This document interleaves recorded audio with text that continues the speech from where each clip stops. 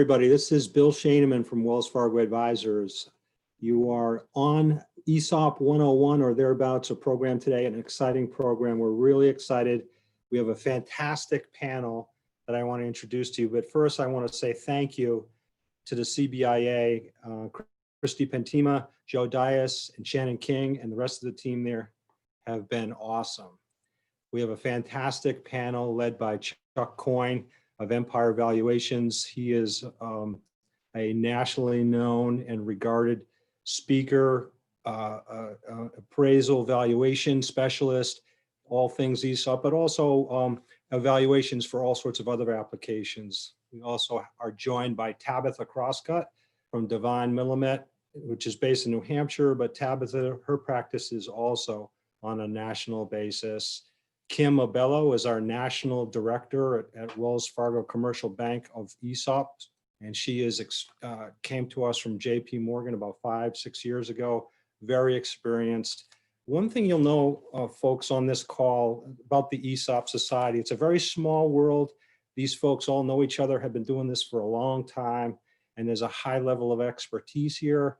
Our format is to make questions available as we go, but you must know that we're going to have a very dedicated Q&A period at the end. So kind of that balance. If your question you feel can wait till the end, please do know that we'll have a dedicated Q&A. If it's hot, you want to get it off, it's topical, you want to pause right there, you can raise a question. We'll address it at that point. So for myself, I've been working with privately held businesses for a long time, and I'm very proud to be here with you today. I'd like to turn it over to Chuck, who's going to run through what our program will be, which is really, we're going to go into the transition. Why would you consider an ESOP for a strategy? How does it work? This is all about a path, a journey. An ESOP is a long runway, and there's many checks that need to go on, and is whether it makes sense or not. When they do make sense, it is lights out. They don't make sense for everybody, but it's a process. And so here, we're going to call this ESOP 101. And we're going to talk about the ownership transition process. Good morning, everyone, or good afternoon, actually. So glad to be here with everyone to talk about how an ESOP might be something to consider for your own business succession and planning purposes. Thank you, Bill, for the kind introduction, and thank you, CBIA, for supporting us in this webinar today. I think it'll be a good webinar. We have a lot of good material to go through with you. It will start out with really some basics of ownership transition. Bill's going to talk through the various transition of ownership options available to most private businesses. And then we'll start talking a little bit more about why you might want to choose an ESOP for your transition strategy. Like Bill said, it's not the perfect answer for every situation, but it certainly is a situation or strategy, excuse me, that every situation should at least consider. And in some cases, it won't make sense. In other cases, it can make a lot of sense. And so what we're trying to do today is really just give you enough information to at least answer that one question. Do I think that this transition strategy is something that I should further consider and then go down that road and look at it a little bit further? If it's something that doesn't meet your needs, your goals, your situation, then you don't have to waste your time with it. But at least you'll be able to make that decision after today. And we'll talk about just the mechanics of how it works. Again, this is kind of ESOP 101. A lot of flexibility, so there is a little bit of complication when you first hear a lot of this stuff from the first time. So we'll try our best to explain it in easy to understand terms. And like Bill said, we'll have a Q&A session at the end of the day, and you can ask some questions there. If there's a really important question you want to ask it during the presentation, certainly use the Q&A function of the webinar, and we'll try to get to it if we can. All right. Thank you very much. Bill, back to you. Sure. Thanks, Chuck. So, a couple of things that we need to talk about. Just like this gosh darn pandemic, everything that has a beginning has an end, right? So, what we really want to talk about is what our next step is and what the choices are for business owners. And a lot of things change. It's pretty hard to predict. If we were sitting here a year ago with the Dow Jones at 28,000 or so, and I told you that we were going to experience a global pandemic and completely shut our economy off and see a 36 or 37% drop in the stock market in 6 weeks. If I told you that last November, you probably would have, like, you know, not taken me seriously, and I wouldn't have known that. So the point is what? The point is things change. Some things do change. We can't predict them. We can just set a course and evaluate our strategies. As it relates to privately held businesses, obviously there's one of the big challenges is the liquidity issue. A business is doing, you know, $100 million a year in revenue, that is privately owned. That business has a value to a buyer, but turning that into a liquidity goal is creating liquidity, and transitioning the business is a difficult thing. And there's a couple of different strategies. Let's go through a couple of those, what they are. Chuck, next slide, if you would. So a couple of different choices. Again, these are all in the context of privately held businesses, external buyers. There's kind of three basic types of strategic arrangement where your particular business makes sense for another type of business, as far as a fit, as far as complementary business lines, as far as products, as far as client base, et cetera. A financial transaction in which your business might be considered a part of a portfolio of businesses that oftentimes those are harder to find, those are harder to put together. IPOs, it used to be very popular. You know, I want to take my company public, right? Okay, everybody wants to take their company public, but you know, again, it all comes down to the magnetic north on a lot of these issues, and why Chuck, his services are so important is valuation, right? The one thing to have a value; it's another thing to have a buyer that will pay that value. And then there's the range of internal buyers, family management, partner buyouts. Those are all very, you know, can be cumbersome and tricky. And the first ESOP, actually, by my recognition, was two older gentlemen, owned a newspaper out in San Francisco. They were in their 80s, and they wanted to find a way to transition the business to their employees and to their managers. And they came up with the idea of an ESOP. And of course, the last one we have here is liquidation. There's kind of two kinds. There's the voluntary and the involuntary. But those are all the basic you know, strategies to transition a business that you might consider. As far as, you know, common goals, a lot of times when I talk to business owners, the question is, do you want the highest net present value? Do you want to control who the buyer is, who the business goes to? And a lot of times we come up with succession issues as it relates to family members, as it relates to, do I have the management team in place that can run this business? Do I want to be involved? Do I want to leave a legacy? You know, a lot of times these are tough issues to deal with. Next slide, please. So a couple of different, you know, key roles and key opportunities. And these, some of the more successful ESOPs have a level of employee engagement and a level of involvement, a level of continuity, not really golden handcuffs per se, but a real, when done right and when done well, really do change the dynamic of the tone of the company, and it can really retain and hold together a team without losing key personnel, which of course can be a very high cost of business. One of the issues that people come up with is the sale of a business, and all of the issues you know, that go along with that, as far as control of business, and if a buyer going to require me to be along for 3 years or 5 years, are we going to be able to maintain employees? There's a lot of concerns with just the outright sale of a business. Chuck? Back to you, Chuck, on this one. I'm actually going to pick that up, Bill. Yeah. Well, thank you, Tabitha. Thank you for the intro there. So I think where we're going to head now is going to kind of ease into the topic a little bit of what exactly is an ESOP, or an employee stock ownership plan. So just for a few slides here, I'm going to try to give you some tidbits and whet your appetite here. And essentially, as we think about the topic of ESOPs, we're really talking about a qualified retirement plan. It's very similar in many ways to something we all generally know, which is a 401k plan. And so as you talk about ESOPs, that's really, if you think about it conceptually, that's what it is in essence, a qualified retirement plan regulated by the Department of Labor and the Internal Revenue Service. Don't want to scare you too much with that, but there are requirements from those government agencies. The difference primarily is in how we utilize ESOPs as opposed to how we utilize a 401k plan.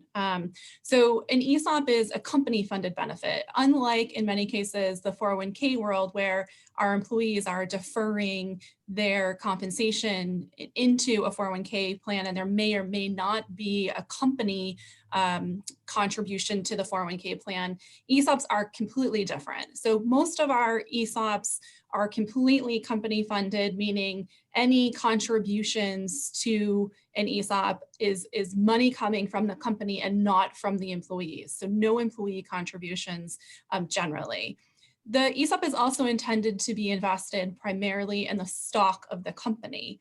So you have ESOPs that hold anywhere from 1% of the stock of a company up to 100% of the stock in a particular company. And today we're primarily talking about privately held businesses. There's a whole other space of companies in the public space, but we generally work with the privately held company. And so having the ability of the ESOP to hold company stock for the benefit of the participants or employees of the business is what an ESOP is designed to do. It's also the only qualified retirement plan that can borrow money.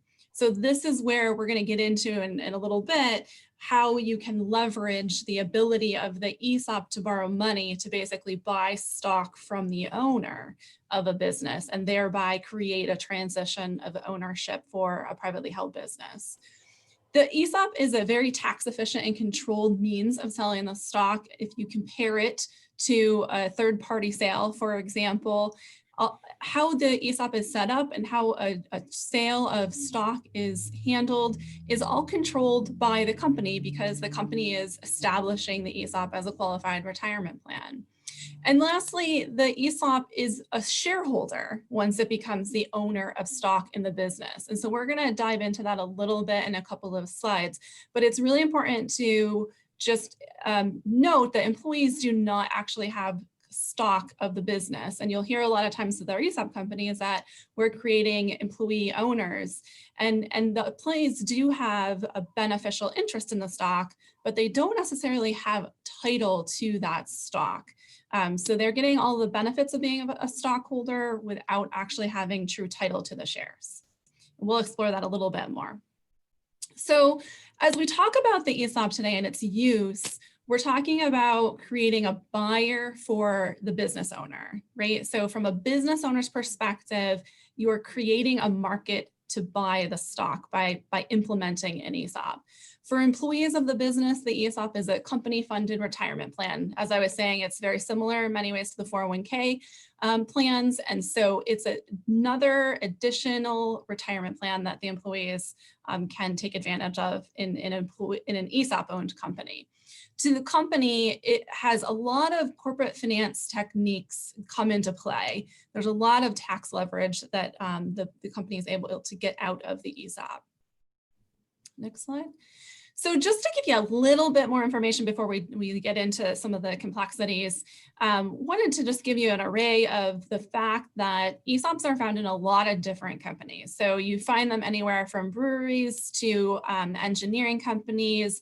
And so here are some logos of some New England companies where you'll see today ESOP ownership. Check if you go to the next slide. And this slide just gives you, coming from the National Center for Employee Ownership, this just gives you a little bit more flavor of where the ESOPs are found in the US. So obviously manufacturing tops the list here, but anywhere from professional companies to retail, trade, you really find them in all different industries. The one place where you don't see ESOPs as much is in the legal world. And sometimes there are restrictions amongst the various states as to who can hold stock of a business. And so that would be the only restriction on the ESOP not being able to purchase the stock. And so lawyers and sometimes CPA firms, some of our architecture firms and engineering firms once in a while have some restrictions on how much can be held by the ESOP. But otherwise, there's a broad spectrum of industries where you find ESOPs. So just a little tidbit about how many workers are actually in ESOPs. And so I won't read this slide to you, but as you can tell, there's a lot of employees who are benefiting from participating in an ESOP-owned company. Whether it's a privately held, a small plan, and when we talk about small plans being under 100 employees, you can see ESOPs in companies as probably small as 10 to 15 employees. We like to see them in the no smaller than 20 to 25, but you can get pretty small with an ESOP plan where a company has a sufficient amount of value to support the administration and just the cost of having the ESOP. And then you see them in large plans, very large companies, and of course in the public space. So it's really important to remember that, very similar to the 401k world, an ESOP also has a trustee that acts on behalf and sort of protects the interests of the beneficiaries, the employees who are participating in the ESOP. So the trustee can be either an internal or an external individual or entity. Many of our ESOP companies use internal individuals for ongoing purposes, so after a transaction, but most of the companies today understand that our government agencies might audit, and we need to make sure that for transactional purposes, that is when the ESOP purchases stock from an owner, that during those transactions, there is actually an external, hopefully professional trustee that is acting at that point. And so you will hear stories from many different ESOP companies of basically hiring, engaging with an external independent trustee for their stock transaction, and then perhaps moving that trustee role to someone inside the company, although many do continue to just engage with the external trustee. Trustees' duties are generally twofold on an annual basis. That is, they will vote the company's stock on behalf of the shareholder, right? So if the ESOP holds stock of the company, now the trustee is voting those shares on just annual shareholder matters. Usually that's the election of the board of directors, and not a whole lot else goes on in a privately held business from a shareholder perspective. And then second, they are basically establishing the share value every year. And Chuck is going to talk about that more in much more depth in a few slides, but essentially the trustee sets the value with the assistance of a valuation firm every year for purposes of communicating to the participants of the ESOP what that stock value in their accounts is. So we have to just keep in mind that there is a trustee involved with every ESOP. Next slide. So what we tend to find is that those ESOPs that are successful are generally coming to us out of an owner's concern for the legacy of the business, just wanting to make sure that there's this ongoing perspective of the business, that a third party doesn't come in and change the name or close it down and move it to a different location, that there's a concern for the legacy of the business. Their second, in no particular order, is a concern for the employees of the business. That is, the owner or owners who have built the business over many years want to give something back to the employees.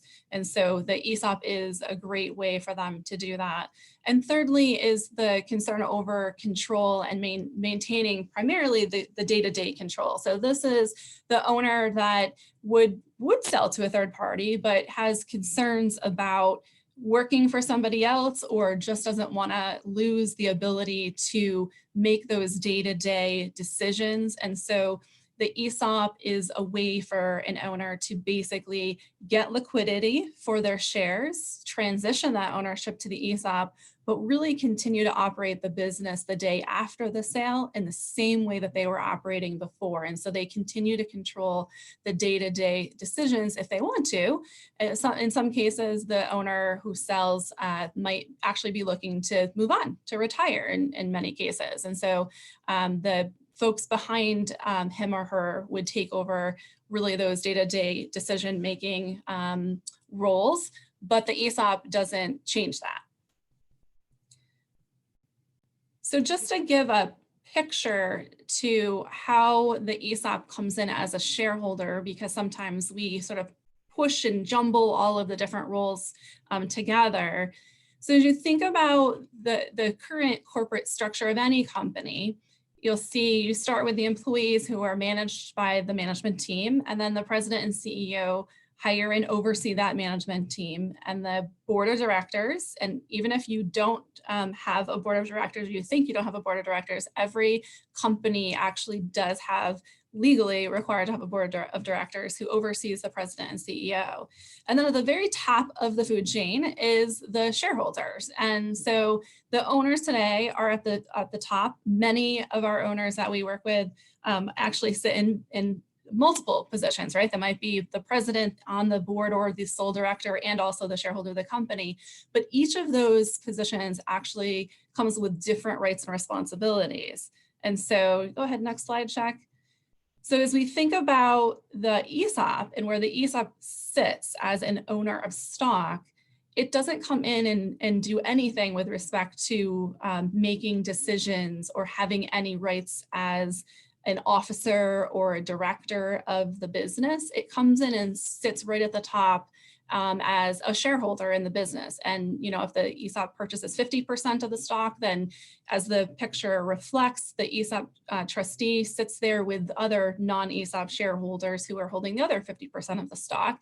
And so it's really at the top of the chain here, not getting involved in the day-to-day. And in fact, the way I describe the ESOP is really as a passive investor. It's purchased the stock, but it's not really involved in the day-to-day or really, as long as things are going well with the business and the board of directors is making their decisions with their fiduciary duties in mind, the ESOP doesn't really get involved in the business. It's really just a passive investor. Go ahead, Chuck. And before we get into some of the nitty-gritty here, I just wanted to point out, we want to always be forward with some of the disadvantages of ESOP, as Chuck and Bill mentioned in the beginning. You know, ESOPs are a great tool for the right company, but they are not the right tool for every company. And so while we are going to talk a lot about the advantages, which is we've touched on already, the ability to continue legacy, the control over when a transaction occurs or doesn't occur, the ability of the company and the owner, the selling shareholder to actually direct the process and sort of establish what the terms are of the deal are with a little bit of negotiation, and the tax efficiency, which you'll get a better glimpse of in a short time here. But on the other side is the disadvantages. There you will see very quickly there's some complexity to ESOPs. We do have to make sure that we comply with the regulatory requirements. And so in order to get these great tax advantages that you're going to hear about, we also have some very complex requirements. Not that they are rules that we can't figure out and we do it every day, but it does tend to cause some concern for some companies. The fact that ESOPs are regulated for some owners is something they really just don't want to deal with. A lot of times I find that the tax efficiency and some of the tax advantages can override the regulatory issues involved. And then lastly, just depending on the type of transaction, many of our owners are looking to transition 100% of their ownership to an ESOP. And so that might involve some seller notes in the deal that you might not otherwise see in a deal where the seller the owner sells to a third party. So we list that as a disadvantage because it might be depending on the objectives of the owner. So those are just the short list there of advantages and disadvantages. We just want to make sure we are being upfront about the fact that it's not a perfect strategy for every business. Okay, thank you, Tabitha. I'm going to talk a little bit now about the basics of ESOP valuation.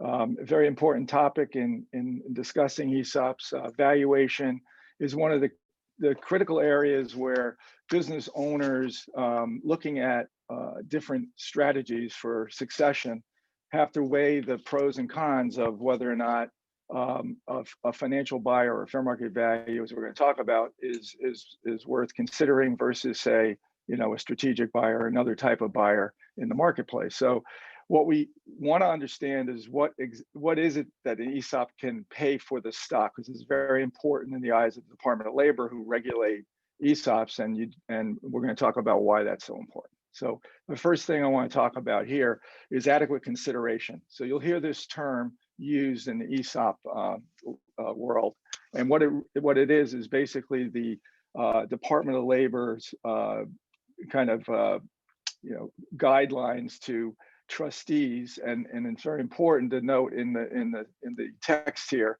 that it talks about that the asset determined in good faith by the trustee or named fiduciary. This is as Tabitha told you about, that trustees are really the ones that have the fiduciary obligation, and with that obligation, the liability exposure, to determining what the value of the stock should be for the ESOP to purchase that stock at. So it's very important that the trustee is using a good valuation advisor to help them in this process, so that they ultimately make the decision that purchasing the stock of the ESOP by the ESOP of the company at a certain value is going to be within the adequate consideration guidelines of the DOL.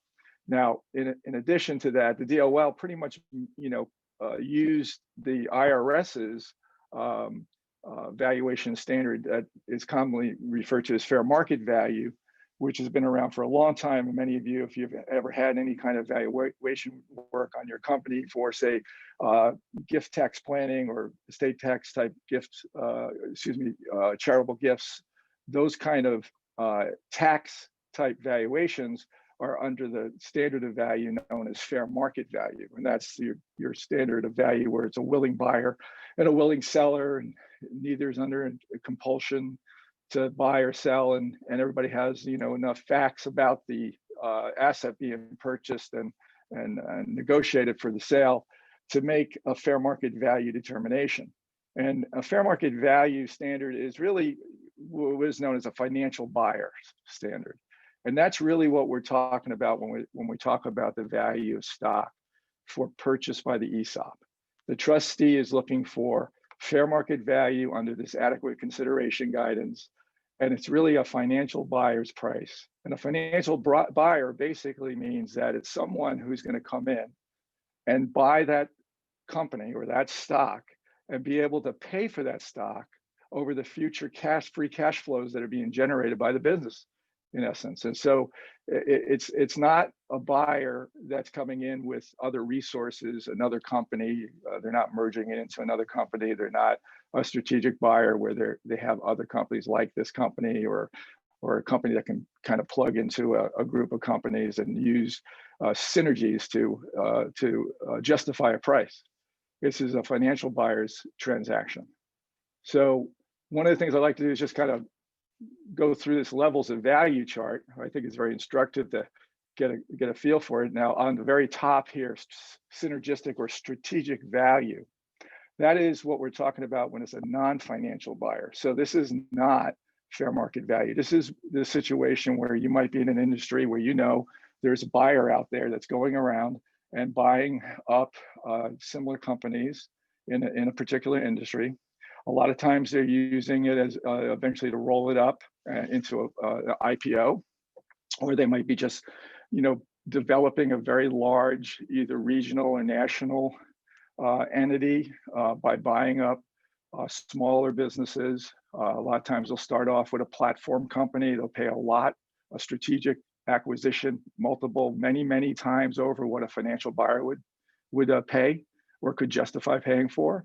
And they can justify that in their minds, and sometimes you still question it as being a little aggressive, but they justify it because they want to get a hold of this platform company. They want to go ahead and start to add on to that company and create this big strategic valued entity.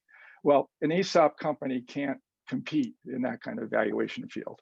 What we can compete in is for ESOPs is in the financial buyer field. That's again, someone looking to buy the business, come in, run the business, operate the business in a way that they can generate enough free cash flow to pay down the debt of buying the business and still make a reasonable return on their investment.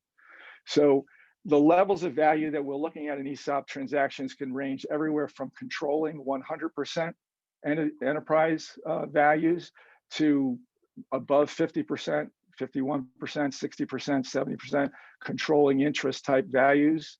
Or it could be in that third box down, a marketable minority interest value, where it's basically at the same level of value we use typically when you start to look at stocks on a stock market. And if you're looking at, an Apple stock, IBM, or some other stock that's publicly traded, that third box down, marketable minority interest value, is where you're buying that interest. You're buying a marketable stock. It's traded in a public marketplace, so you can sell it when you want to.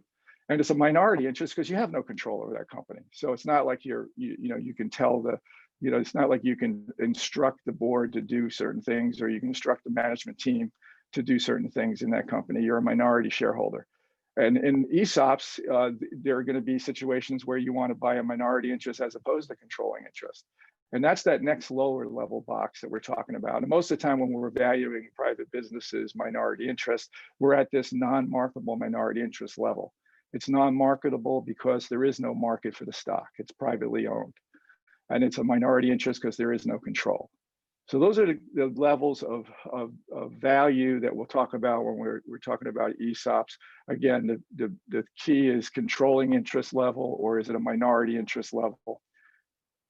So when the DOL proposed some regulations to go along with the ESOP rules, valuation was very key in their minds. And they have some regulations, they're proposed still, they haven't been finalized, which is kind of a bone of contention with the ESOP community for many years. But there is some guidance. Again, adequate consideration, basically fair market value for the trustee to determine the price. It should be determined in good faith. It should be a valuation that's done as close to the transaction date as possible, with information as close to the transaction date as possible. You don't want to use an old, outdated valuation or a valuation for a different purpose.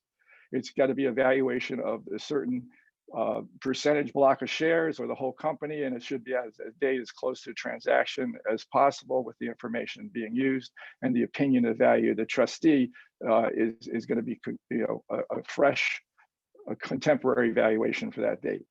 Currently we had some issues, obviously, with the COVID-19 that we're all going through right now, and last year, end of year, those were issues that had to be taken into consideration, and so we had a lot of 12/31/19 companies that, under fair market value, COVID-19 didn't exist as of 12/31/2019.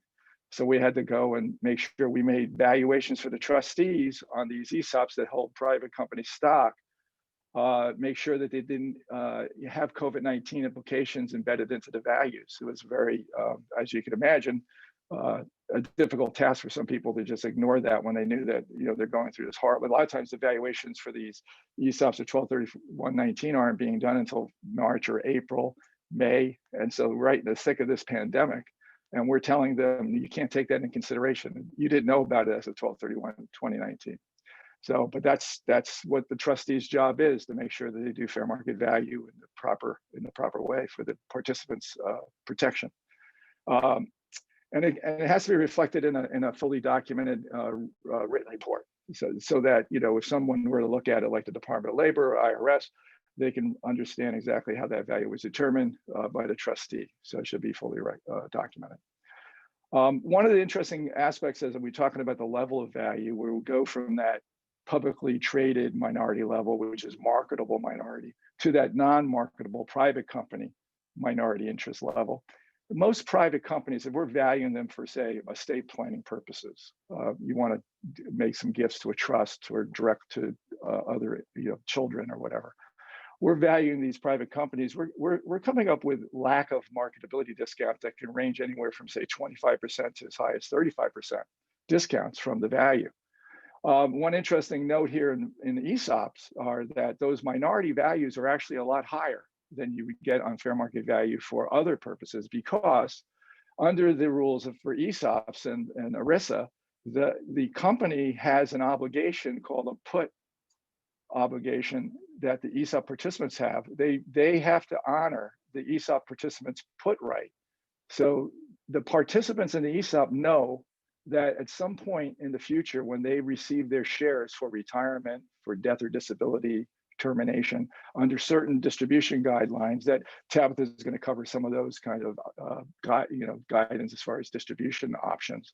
But they do know that the company must stand behind that, and they will ultimately get their money. And so that put really provides some liquidity. And so the discounts for lack of marketability in most ESOP transaction valuations and annual updates are more in the order of maybe 5%, and sometimes maybe as high as 10%, but usually 5% discount versus 25 to 35% that we have for fair market value for other purposes, just because of that put. And sure, there's discounts that we talk about when we do evaluations for private companies. Again, the two biggest ones being marketability and minority lack of control discounts. Similar situation with ESOPs. The Department of Labor wants to make sure the trustees not buying an interest in a company for more than fair market value. So if they're buying a minority interest, let's say at 30% interest, they're not paying what would be ultimately a control value per share for, say, a minority block of stock. So that's very important to make sure the trustee and the trustee's financial advisor is aware of that and doing that properly. So if you haven't been through evaluation, I'll just quickly go through. There's really three main approaches to valuing really any kind of asset, whether it's a business asset or any art or any kind of real estate or anything really. There are going to be approaches where you use the market. Is there a market for this asset that we're looking at? So in this case, a privately held business. Well, there are market approach that we use in different methods. And one of the methods in that market approach that we use is looking at publicly traded companies in a very similar industry. And if we can find some good publicly traded companies that are similar enough to the private company, then we can use that as guidance in some valuation using a methodology using those publicly traded group of companies. Just like we might also look at the transaction marketplace and find transactions of acquired companies or merged companies in the marketplace in the same industry, and use those transactions as basis for valuation. So we're using things like multiples of revenue, multiples of earning, multiples of EBITDA, which, if you don't know what that is, that's a common financial term used a lot in finance, banking, and M&A. That's earnings before interest, taxes, depreciation, and amortization, or otherwise known as pre-tax cash flow.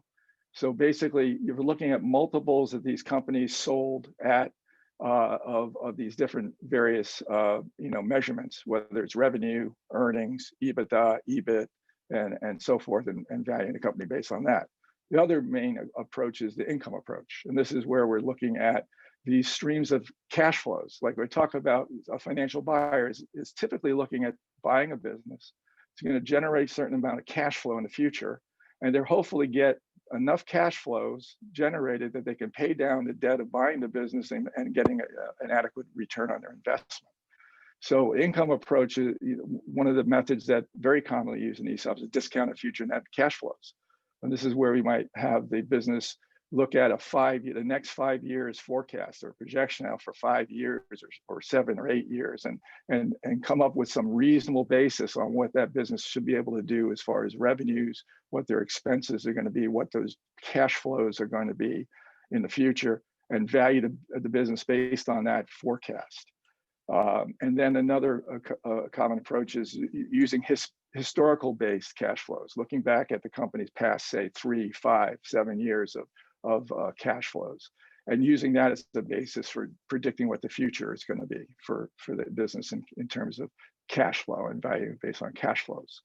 And then the third common approach is asset approach, which is used not as much common in businesses that are primarily generating cash flow, but in certain businesses or in certain circumstances, we might use asset-based approach where you're really valuing the assets of the company versus the liabilities of the company for a value. So those are really the common approaches that a valuation firm will use when looking at any kind of a value of a business, and certainly same for an ESOP company as well. So what we want to do now is just talk a little bit about steps to an ESOP transaction.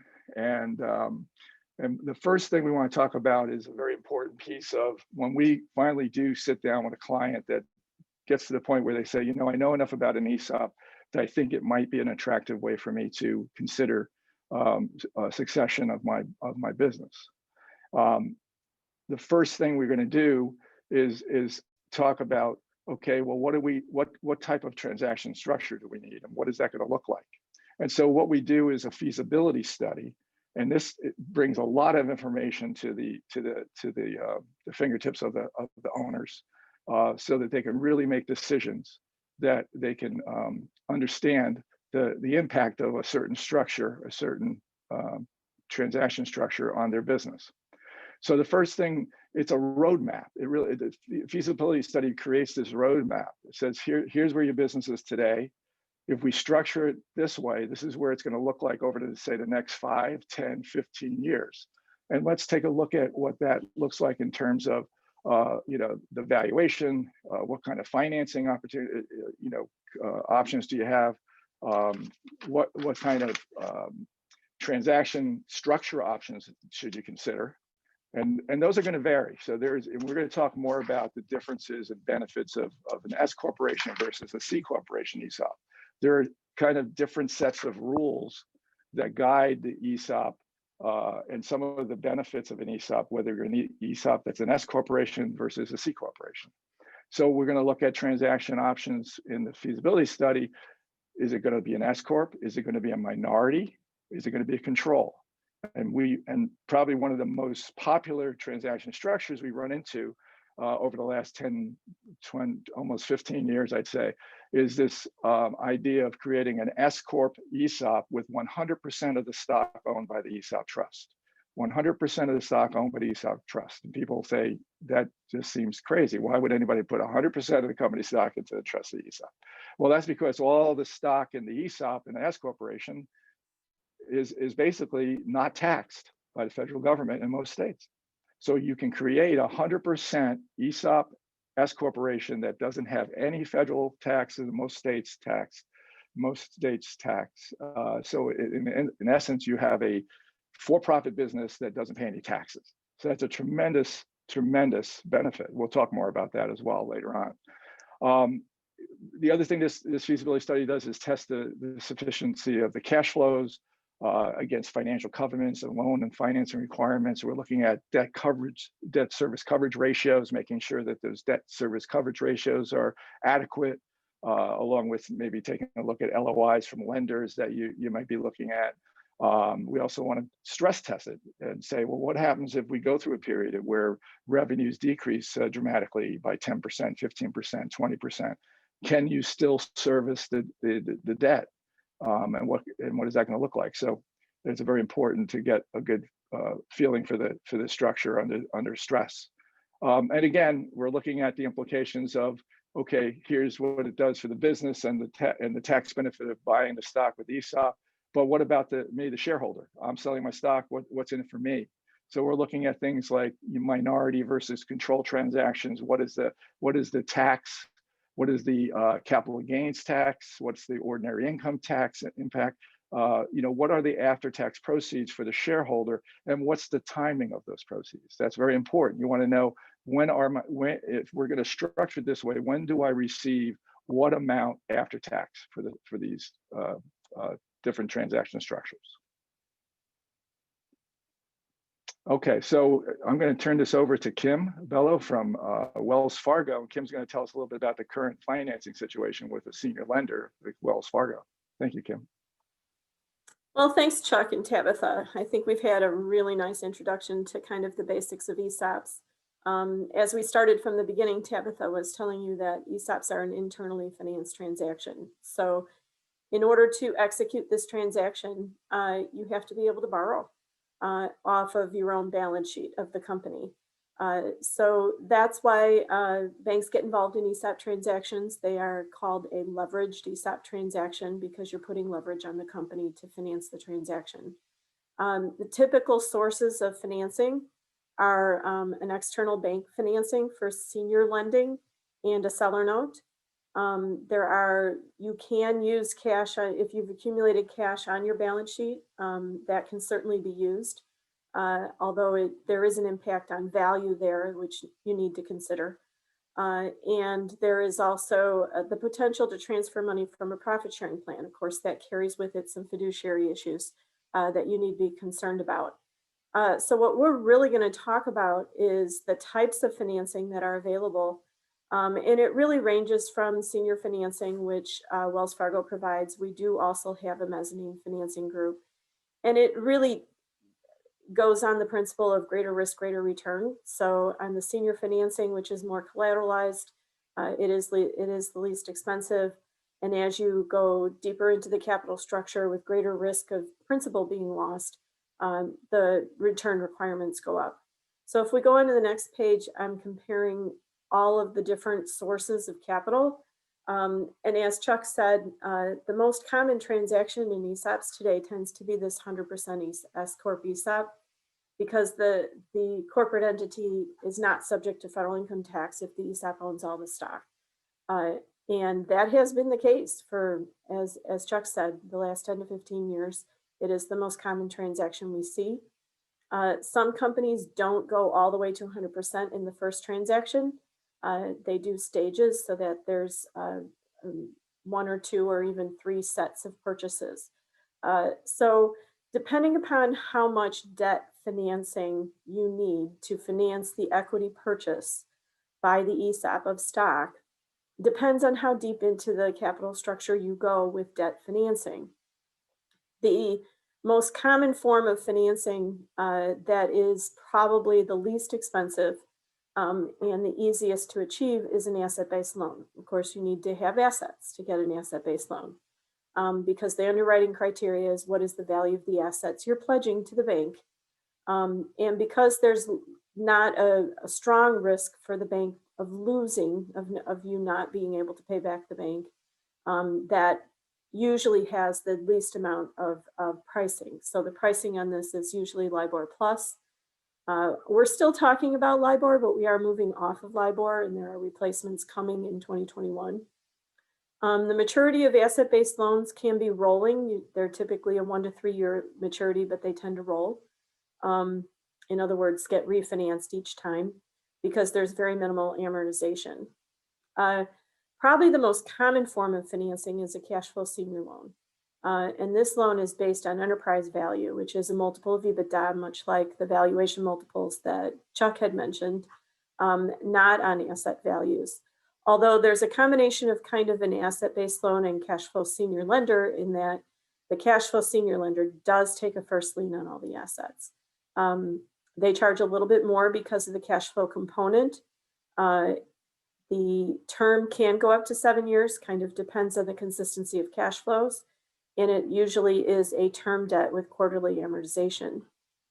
One of the things to be cautious of when taking on debt for a leveraged buyout, like an ESOP leveraged buyout, is that you need to make sure that you have also secured a revolving line of credit for your working capital needs. And that is not accounted for on this page. So that would be additional debt in addition to what's shown here in terms of being able to finance a term debt in a purchase of stock. So the second lien is probably the least common we see in ESOP transactions. It's very common in large ESOP transactions because most of the second lien lenders have minimums that are pretty high in terms of the amounts that they're going to finance. And a lot of senior lenders are concerned about having a second lien because they are secured financing in that they have a security interest in assets, but they're junior to the first lien holders. So it can be kind of tricky because you end up with intercreditor agreements there to decide who gets the assets if there is trouble. The pricing does vary heavily by the industry. It is higher than an asset-based loan, which is what ABL means, or a cash flow loan, which is what CF means there on the pricing component. Usually it's LIBOR plus 600 or over more than 600 at times. Kind of depends on the industry because once again, a lender is pricing risk relative to or return, the return requirement or the price that you would pay relative to the risk they take on. The maturity is on a second lien is usually pushed off. In other words, no principal payments until after senior financing is paid. And there is usually no scheduled amortization.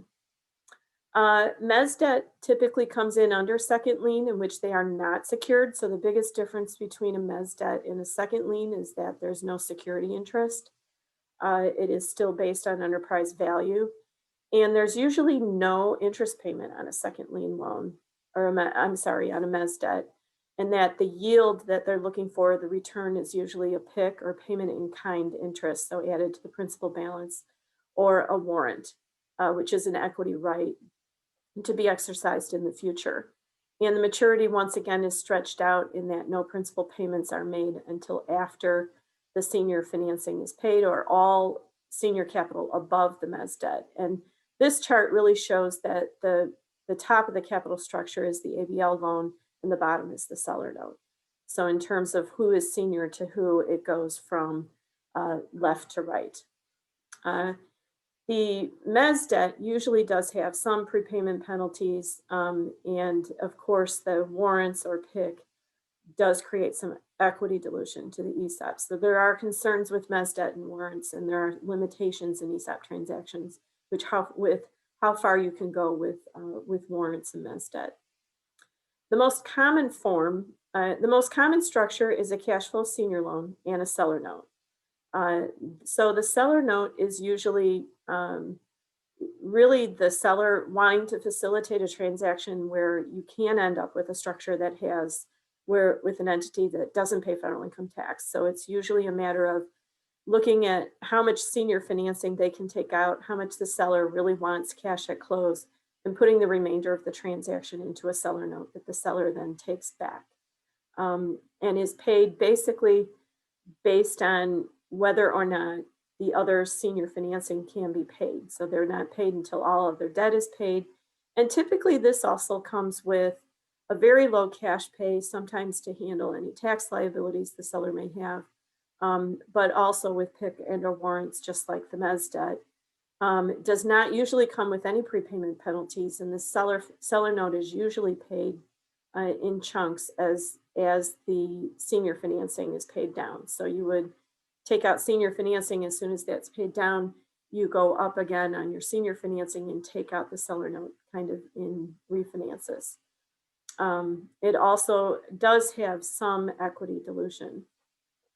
When we look at the various structures that come to us from the different advisors like Chuck that design transactions and to do ESOP feasibility studies, we are basically looking at the cash flow senior financing and the seller note. And if there are any other aspects of the capital structure, we do care about, as a senior lender, what the rights are of the individual players below us. So the next page talks about the 4 C's of credit. So these are basic ESOP, these are basic lending guidelines. So anytime you go out for looking for financing with a bank, these are kind of the 4 criteria that they use to look at the credit quality of a customer. Number 1 is character. What is the history of the management? Do they have depth? Is there someone there in the management team to replace those that may be nearing retirement? What type of customer concentrations are there? And what is the stability of the industry? Is it a growth industry? Is it a mature industry? What does the management team have in terms of their long-term relationships with customers and suppliers as well. The second one is cash flow. Of course, a lender likes to see stability in cash flow because that reduces the risk of us being paid. And we also look at what is the future expected cash flow. And we like to see projections. We like to see the management team either with,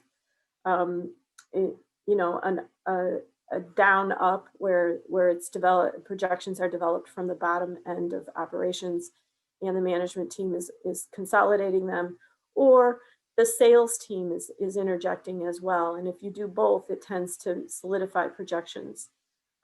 We like to see a cash flow cushion so that you should not be designing a transaction in which all of the cash flow is used for debt service, just in case you have some downside performance in the future.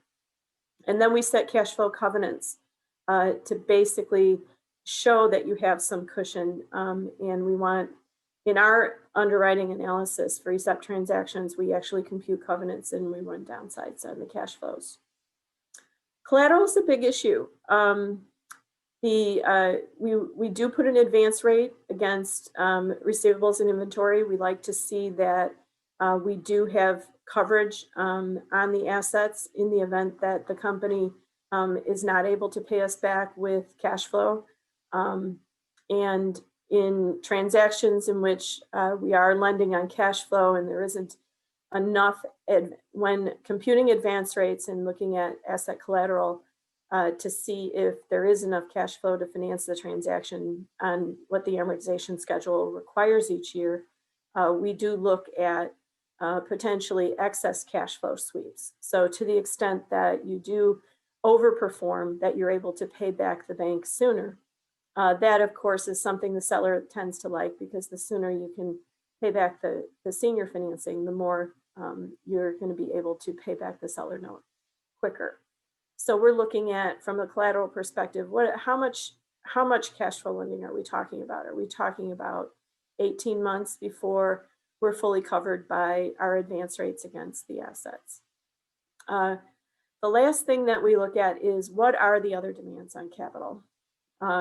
So if there is debt below us in the capital structure, below the senior lender, we're going to look at what are the terms of that seller subordinated debt, and are there other sources of capital to help out with the transaction.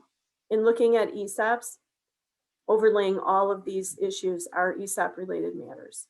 When it comes to character, of course, we're looking at the culture of ESOP companies, and that they do tend to outperform their peers because all of the employees are engaged. That, of course, requires a pretty substantial communication program to make sure that the employees understand that they own stock in the company. Cash flows are enhanced in ESOP transactions because of the fact that the tax benefits that ESOPs bring to the table. And that's why it is important to work with a bank that understands these transactions, so that you can make sure that you're getting the right response from them in terms of whether or not they can lend the amount that you need to execute the transaction. So next, I will turn it over on the next slide, back over to Chuck. Thank you, Kim. Excellent presentation on the current state of the bank and banking for ESOP transactions. And I agree 100% that working with a bank that knows about ESOPs and how ESOPs work is very beneficial because they understand the power of the ESOP tax incentive benefits there are, and how they really impact the ability of a company to cash flow a debt. So we're just gonna, we're doing pretty good on time here, but I do need to speed it up a little bit. I'm gonna go through a couple of different slides to show you some basic transaction structures. This is your typical C corporation ESOP transaction structure.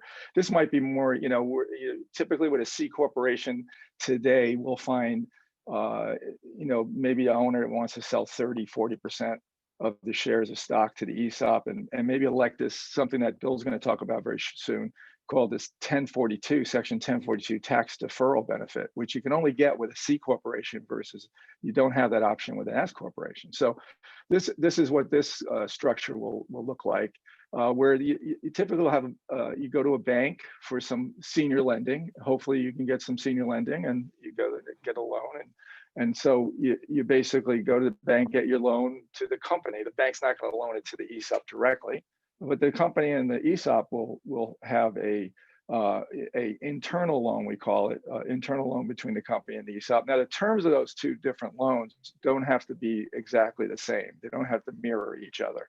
So you might have, say, a senior loan for 30%, let's just say 30% of the company being purchased. You have a senior loan maybe for 5 years with the bank at a certain interest rate. You might have an internal loan between the company and the ESOP for 15 or 20 or even 25 years. And you do that for reasons to manage the ESOP better, where you're having shares allocated. We'll talk about the fact that shares get allocated as the debt is paid down over the years. And that may make sense to transaction structure it that way. And obviously the end game here is to get the cash to the shareholder for the stock that they're selling. So you're getting, the shareholder is selling their stock at fair market value. If it's a minority interest, at a fair market minority value. If it's a control interest, fair market control value. They're going to get their cash, and the company's stock is going to the ESOP trust into a suspense account. So if it's an S corporation, it might look a little different, but very similar. You know, we have lending from a bank if possible. As we've been saying and all along, the S corporation structures we see the most today in the last 10, 15 years have been this 100% S corporation structure. And in that case, there is no bank that is ever going to lend you 100% of the equity value of a company, obviously. So you may be able to get, say, 20, 30% of the overall value of the company from a bank in the senior lending, which would be great. You might even go and tap into the mezzanine lending marketplace if it's a really big transaction, a lot of value, a large company. We see that occasionally. But you might actually just be looking at seller financing. So you're going to have seller note for the remainder. So let's say the bank lent enough for you to buy 30% of the company, the other 70%, so that you can get 100% and get to that ESOP nirvana, we call it, 100% owned ESOP company and no taxes, would be to get that 70% purchase with a seller note. Let's see, let's move on. So one of the more powerful features of doing a corporate transaction using an ESOP, and this is something that the bankers like Kim, the banks that understand ESOPs, really understand well and appreciate, is the power of the fact that as you're making payments, these ESOP company payments on the loan that the company makes to the ESOP, those payments in effect are creating a pre-tax payment of the principal on that loan. So every year, let's say annually, a ESOP contribution is made, and to make it simple, let's say we had a 10-year internal loan. 1/10 of that internal loan is paid each year. 1/10 of those shares get released from suspense. That loan payment is being made with after-tax payments, with pre-tax payments as opposed to after-tax payments. And that's the huge benefit from cash flow. So instead of having to generate after-tax cash flows to pay the principal payment like you do in a typical commercial loan situation with a private business or any business, you're doing it with pre-tax dollars. Very powerful finance mechanism for ESOP, leverage ESOP. And like I said here in the box, the release of the shares basically happened as that loan is being paid back. So if, in my example, if it was a 10-year loan, 1/10 of the shares that are held in a suspense account, the day after the transaction, let's say 100% of the shares are in this suspense account, the first 1/10 of the loan payments made, 1/10 of those suspense shares are released to the participants' accounts. Tabitha is going to go very shortly into an example of how that release works and how the participants get their shares. So I'll save that for them. So again, just to reiterate what we've already talked about, S Corps and C Corps have some different features that you need to understand. The deduction of principal and ESOP loan payment, there's certain limits that are different for S Corps versus C Corps. S Corps can pay back loan with dividends or distributions that are used to pay down the loan, but they do have less ability under the normal contribution limits than a C corporation does. But it usually doesn't create a problem if they're structured properly. And part of the reason when you go through the feasibility study, we structure them the way we will. The S corporation, again, non-recognition of corporate income tax by most states and the federal governments. So in a state that doesn't recognize the income tax in the stock that's held by the ESOP trust and the federal government, you're looking at basically a for-profit business paying no tax. And it's a tremendous, obviously a tremendous benefit for the company. Some of the, the more difficult things we're dealing with companies that are mature ESOPs that paid down their debt and they accumulate so much cash in their bank account that they're saying, what are we gonna do with all this cash? It's a nice problem to have.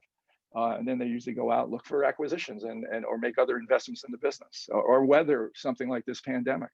Some of the companies that had, very strong balance sheets were able to really weather the pandemic much better than a lot of their competitors that didn't have that strong balance sheet from basically paying taxes.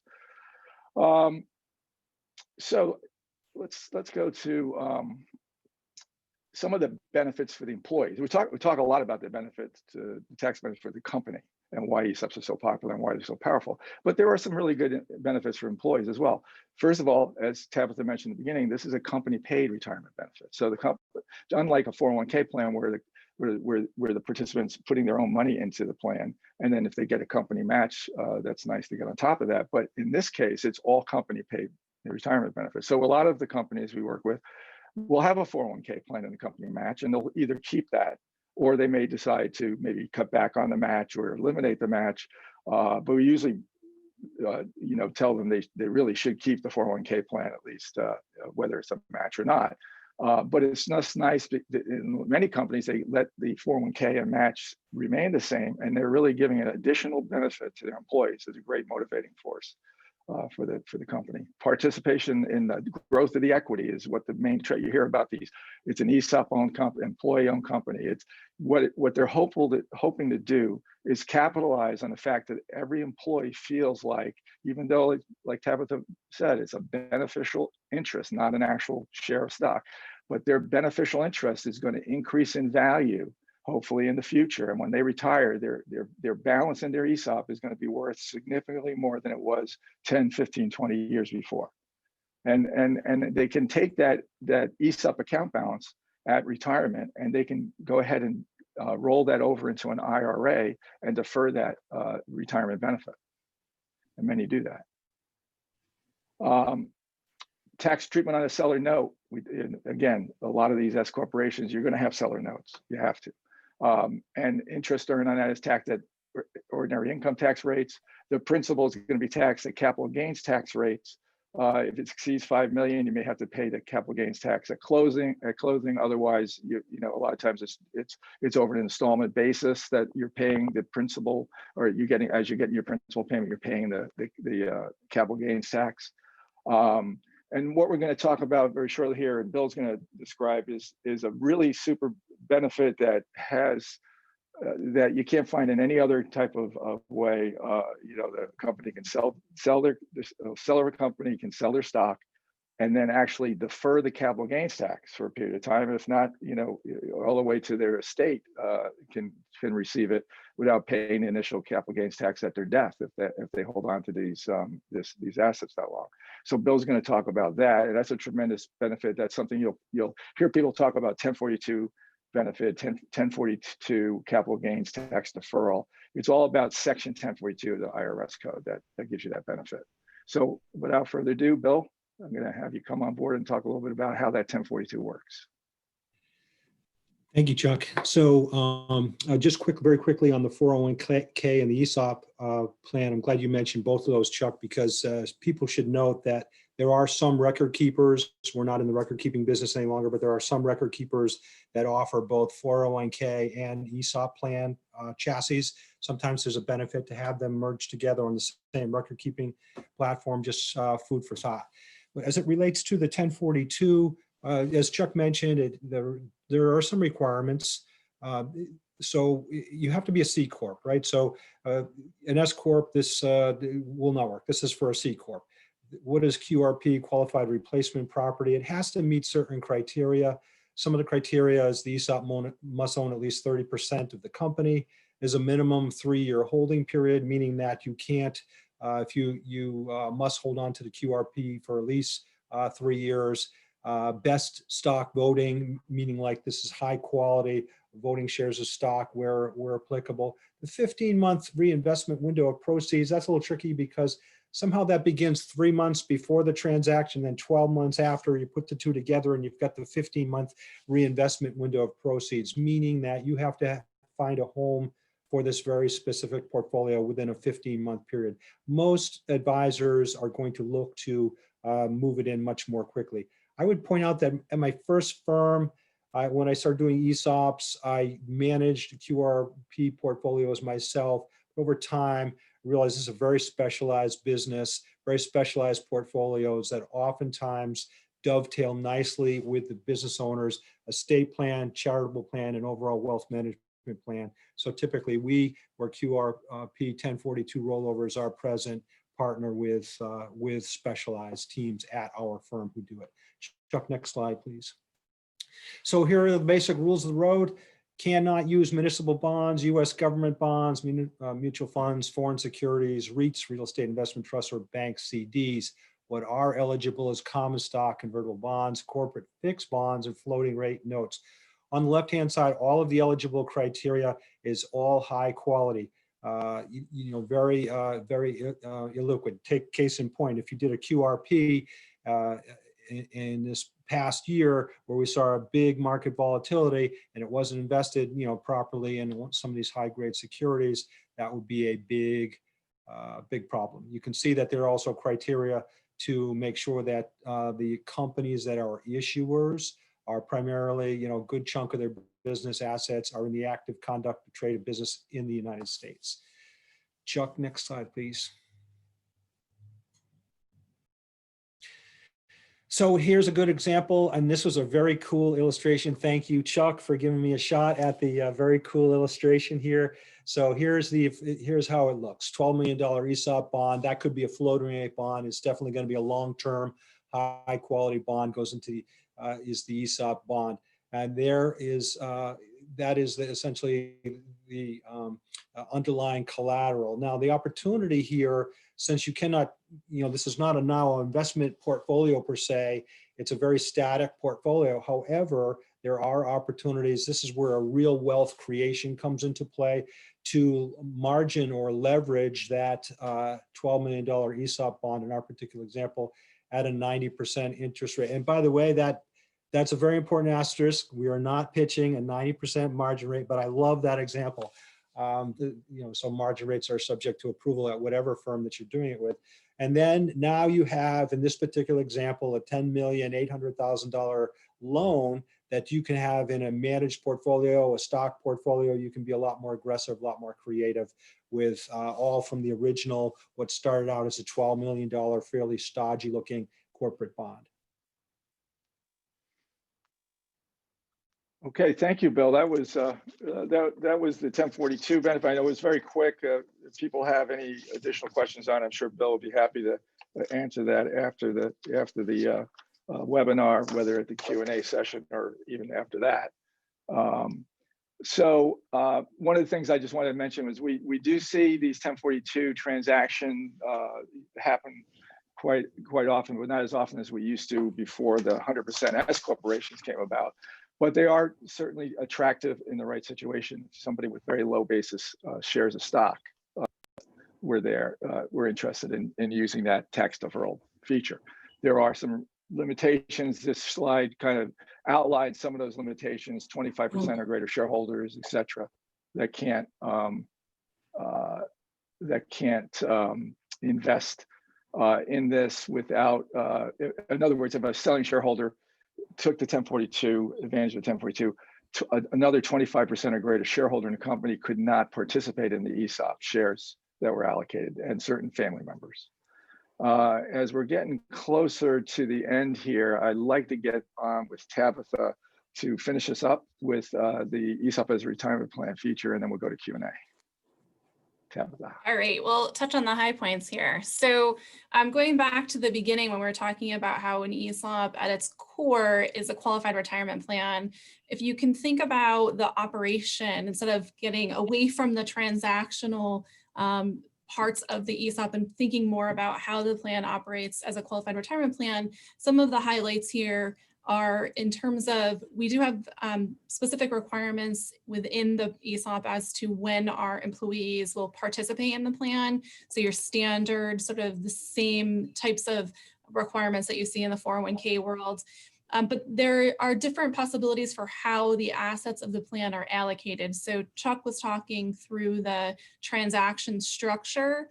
And once the stock is basically released following the payment of an ESOP loan, basically on an annual basis, how those shares get allocated to the employees of the business is detailed by the terms of the ESOP plan itself. And so you see here two different options in terms of the allocation formula being based on the annual compensation of an employee or based on a formula that uses a point system.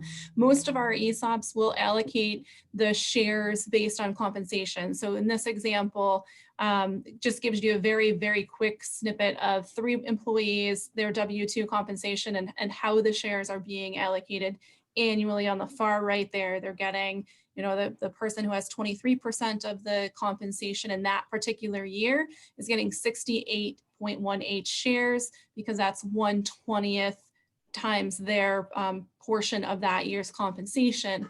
And so that can change from year to year just based on what that individual's compensation is as compared to the total compensation. So it's a pretty straightforward approach.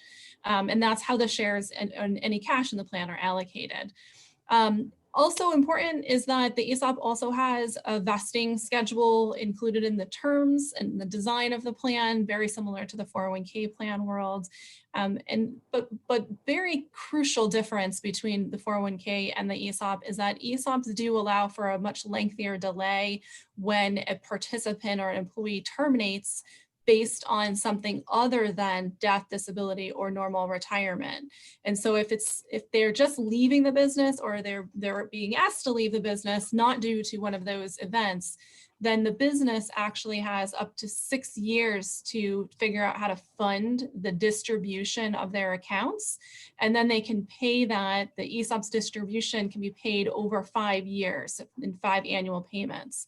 And so there is this ability to take this illiquid stock, right, that's held in the accounts and be able to come up with the cash to fund the distribution from the ESOP and pay it over 5 years. And so that's really the critical difference in terms of death, disability, or retirement. Those accounts are paid out starting the year after someone terminates employment for one of those reasons. Go to the next slide. So just a really quick snippet on if you think about ESOPs, and it sounds like a really good option for a transition, the things post-transaction that come up are on the slide. So the annual appraisal that Chuck talked about, the annual record keeping, just like a 401k, right? We've got to have someone who will keep track of the allocations. And if it's a large plan, you have over 100 employees, there will be an audit required with the annual 5,500 or the tax filing of the ESOP. And then at the bottom of the list are the repurchase obligation, communications training, and legal compliance. These are all things that will come up as the ESOP goes along as part of the cycle, and how much you spend depends on each individual company, but also are things to keep in mind as ongoing matters. And then lastly, we just wanted to give you sort of a sense of what needs to happen in implementing an ESOP before we flip over and give you some time for questions here. You know, Chuck talked about the feasibility or transaction analysis, basically trying to figure out if the ESOP makes sense for your particular business. It's really a good first step to start putting the numbers together and just see how it lays out. Can you meet the financing covenants? Is it going to be payable over the appropriate or a reasonable period of time based on what the objectives of the owner are? And once you get past that feasibility stage, now you've sort of figured out whether this is the right or wrong tool. Not every company does feasibility, by the way. They sort of just jump right into it. But once you get past feasibility, now you're talking about, let's talk to the banks if the banks are involved to figure out what the financing picture will look like for your transaction. And then you're on to retaining the team of people that are typically put together to implement an ESOP transaction. And that is the purchase of stock from the owner by the ESOP. And so that includes essentially putting together what we call the buy side team, which is the trustee, their legal advisor, their financial advisor. So essentially the company is creating the buyer and then paying for the buyer's financial, legal, and trustee to participate in that transaction and negotiate a transaction for the benefit of the participants or employees that are going to be included in the ESOP. The third-party administrator, the 1042 advisor, as Bill indicated, is very important to have someone who knows that if that's something the owner wants to take advantage of. And of course, the company's accountant is a really critical part of the package too. Lastly is designing the plan and doing the legal documents, and then of course getting to a closing. So there's obviously some stuff in between there to get you from point A to point B, but we just wanted to give you a flavor of all the parties involved in doing an ESOP transaction. And at this All right, thank you, Tabitha. Yeah, absolutely. On to you, Chuck. Yeah, well, I think at this point we went through all the presentation slides, and we're here for another at least 10 minutes or so to take any questions that anyone might have out there in the group that are listening. We're happy if you use your Q&A function to take some questions. So we do have one from Lee Palmer. It looks like, what different methods can a company use to fund distributions or repurchase obligations? So, well, I'll tackle some of that to begin with, and we can hear from some of the others. But basically, one of the things that we find some of our clients doing is they will either use additional contributions to the ESOP, so ESOP contributions made to the trust, and that way they're and typically this is down the road when they've paid off all the debt that purchased the stock, and so there's no contributions going in there to pay for the shares, to pay down the loan, they get the stock in it. So now we have a more mature ESOP, they have stock in their trust, and they have people that are, retiring and leaving for various reasons, or have reasons you have to make distributions. So they will take and make cash contributions into the trust, and that way they're funding the obligation with pre-tax dollars, which is a nice way to go.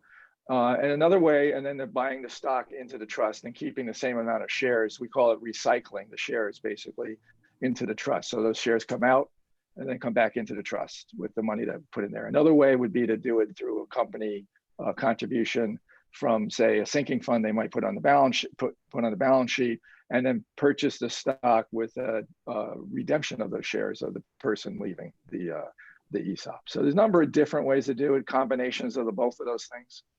But there's different ways. I mean, you can even borrow money to pay for it as well, and you can do re-leveraging. So there's just a lot of flexibility in doing it. The big thing that we would note is you want to plan for it. You want to do that repurchase obligation that Tabitha mentioned in some of the things that need to be done on at least every couple of years or so.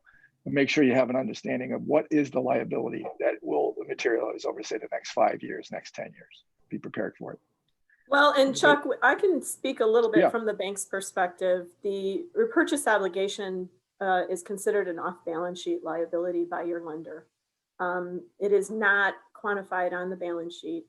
And if you think about it from this perspective, the ESOP solves an ownership transition problem. In other words, you have a business owner who wants to sell the business, but yet every ownership transition solution creates the next issue, right? Because the next owner also wants to sell. This is a retirement plan. So when people die, quit, or retire, just like a 401k plan, they're entitled to a distribution from the plan. And since these are privately held businesses that typically do ESOPs, there is no public market for those shares. And they cannot use the shares of a privately held business to fund, the purchase of groceries in retirement. So the company actually buys back the shares. So that's what this repurchase liability is. And it creates an obligation. And to the extent of ESOP ownership, it acts like a perpetual redemption program. However, it's actually pretty reasonable in that in other ownership transitions, you're looking at financing 30% of the value of the business. In this case, the average repurchase obligation that we see among our existing ESOPs is in the 6 to 7% of ownership annually. Is a pretty decent range. And that usually can be paid with a lot of the tax benefits. So you can use a lot of different methods, as Chuck spoke to, in terms of how you finance the repurchases. But it's also, I think, important to note that this is an off-balance sheet liability. You do have to manage it. It is considered one of the disadvantages of the ESOP. However, this is how you're providing benefits to your employees. And when big retirement accounts are paid out, a lot of companies in their communication programs, they create that great big check and they show it to all the employees that an employee is actually getting cash for their stock when they retire. So there's a pro and con to this, and certainly a funding issue. And I would say among existing ESOPs, it's probably one of the biggest things we talk about with our customers. Thank you, Kim. Let's see, do we have any other questions from the audience there? Let's see, nothing yet. Well, let's see. Chuck, let me ask one. Yeah, go ahead, Bill. What would be a normal expectation of time, start to finish, right? So here we are in mid-November 2020, and obviously there's some that happen more quickly, some that are more long drawn out for various issues. What is a normal expectation from start to finish, as far as, and finish being defined as closing date of the initial ESOP funding here? Yeah, that I'll let Tabitha give her answer too, but you know, having done this for many years, that is very hard to pin down, because you know, you can see some that can go as quick as 3 months, which is very quick, and then you have others that could take on as much as 2 or 3 years. So I mean, that's kind of extreme. But I mean, typically I'd say, it will be a process that starts and finishes somewhere in, say, the 6-month time frame, maybe 6 months to a year. But most of them, I would say, that I've been involved with, I would say, I'd throw 6 months out as a reasonable expectation. Tabitha, what would you say? Yeah, I would typically I would say 4 to 6 months, but I think it all relates back to what is the starting date, right? So I mentioned some companies do feasibility analysis and other companies don't. It really depends on, are we talking about a 10% ESOP transaction or 100%, right? The 10% doesn't need as much perhaps in the way of analysis, versus if you do 100% transition of the ownership, that's a big deal, and you want to make sure you know what you're getting into. So it really is going to depend on the facts of each situation. And I totally agree with Chuck in that it's also very independent on who the company is and how much they know what they want to do or don't want to do. So it's not unusual for us to be talking to somebody who wants to do an ESOP, and then we're 2 months in and they say, oh wait, I got an offer from a third party, I need to explore this, and the ESOP's on hold for the next 9 months. That's not unusual. And we certainly want people to be fully aware of what they're getting into and want to do the ESOP. We really strive to make sure that our ESOP companies want to be ESOP companies, and that's their long-term solution, and they're going to be sustainable. And so we want to do it right. And so if it takes us 2 years to do it the right way, that's what we want to do. Well, and I think the important thing, Tabitha, was what you started with. What's the start date? Because typically by the time they get to us at the bank, they've decided all of that. They know they want to do it. They have their structure in place. And at that point, it's 60 days, maybe 90 to close. Yeah, that is definitely, Kim, is a good point, especially when you're working with clients that want to use some senior lending. We try to get them to, get LOIs and get term sheets out to the banks and, get them back and analyze them early in the process as possible. But sometimes that doesn't happen, and that is probably the one thing that will, delay it. You get all the way down to say, well, we know exactly how we want to do this structure. We want to sell this percentage. We want to do it this way. We're going to have this much seller financing, this much senior financing, but we haven't gotten the bank a commitment yet to say we want to go ahead forward with this. And how long is that going to take? Well, it's not like Kim, you just don't go to a bank and say, we want to do a $15 million loan for the end of the month. That's not going to happen. So so sometimes you have to, we try to coach the client through the transaction and to try to make it as seamless as possible. It doesn't always happen that way, but it can. Another thing I just want to point out is that you don't have to necessarily have an ESOP forever either. A lot of people say, oh, gee, if I have an ESOP, is that going to keep me from being able to sell my business? You talked about the strategic buyer. I talked a lot about how the strategic buyer could come in with these fantastic, premiums. If that's something that you think is down the road, we have clients that set up ESOPs and do ESOPs, and years later, they get that phenomenal offer from a strategic buyer and they sell the company to the strategic buyer. The beauty of that is you see the participants in the ESOP walk away with these fantastic returns on their ESOP accounts. And it's a great way for them to have some very, sizable retirement funds. And it's we're doing quite a few of those transactions where private equity or strategic buyers are coming in and buying up these ESOP companies. A lot of these ESOP companies are really some of the top performing private companies in their various business sectors with all their employee involvement. Bill, I'm sorry, you had something else to add? I think we might have one open question, Chuck. All right. Yeah, I saw that. I think the answer really goes to, in order for a company to actually have an ESOP, they have to have a corporation. So when we come across limited liability companies, we actually convert them to corporations before you implement the ESOP, so that the ESOP can be buying stock of the entity. And so we don't actually have to deal with what the question is asking about because we're typically dealing with corporations and not LLCs. Very good. Another question sometimes we get, and I just throw out there for anybody that might be thinking about this, with the 1042 benefit, one of the things to think about is we actually will do feasibility structures where you'll take an S corporation and you can say, okay, if you switch from an S corporation to a C corporation so you can get the 1042 benefit, you can do that. You can switch from an S to a C. You got to make sure there's no kind of funky tax consequence of that. That might be something weird in the accounting that goes on. It happens occasionally, but you check that all out with the tax advisors and your CPAs. And in many cases, you can switch from an S corporation to C corporation, elect the 1042 transaction and the 1042 tax deferral. And then you can wait 5 years after that and switch back to an S corporation. So you can get kind of your cake and eat it too, in a way. Obviously, you have to look at the cash flows and the tax on those cash flows over that 5-year period as you're a C Corp. And then you switch back to, let's say you are going to go 100% to a non-taxed S Corp entity 5 years later. So that's a question that comes up quite often. Awesome. Well, all right. We're at the end of the sand in our hourglass is ticking down. Yes, it has. And, I just wanted to thank the CBIA on behalf of this awesome panel. To thank you very, very much.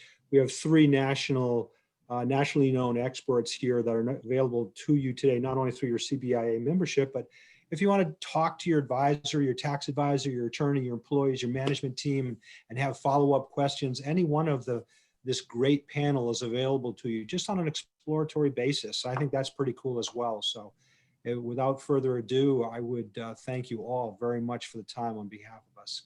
Kim. Yes, thank you very much. Yes, Awesome thank you. Thank you very much. Thank you, CBIA, Thank you. as well. Really appreciate it. Take care now. Bye-bye.